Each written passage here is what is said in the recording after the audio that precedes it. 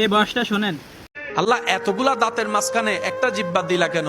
রব বলে যে তুমি সারাদিন কথা বলো, দাঁতের সাথে তোমার জিব্বার আঘাত লাগে না, কিন্তু যখনই লাগে তখনই তোমার খবর হয়ে যায়, মেজাজ গরম হয়ে যায়, সারা শরীর ব্যথা হয়ে যায় একটু দাঁতের আঘাত পেলে। হে আমার বান্দারা, আমি এমন ভাবে তোমাদেরকে 32টা দাঁত 30টা দাঁতের মাঝখানে একটা নরম জিব্বা দিয়েছি।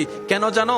এতগুলা দাঁত থেকে যেভাবে তোমরা জিব্বাকে সেভ করে রাখি চলার চেষ্টা করো, জবানটাকেও সেভাবে ব্যবহার করো যেন তোমার জিব্বার কারণে অন্যের মনে আঘাত না লাগে। বলেন না সুবহানাল্লাহ। সেজন্য বলে যে নবী রহমতুল্লিল আলামিন কুফফা হাজা কুফফা হাজা, হে আমার উম্মতেরা, জবানকে কন্ট্রোল করার চেষ্টা করো।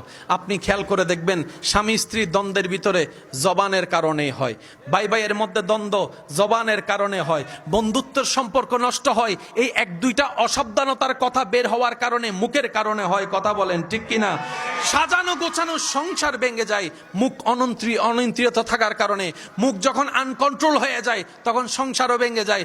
মুখ যখন আনকন্ট্রোল হয়ে যায় ভালোবাসার বন্ধনও থাকে না, সেটা বিষাক্ত সম্পর্কে রূপান্তর হয়ে যায়। কথা বলেন ঠিক কিনা?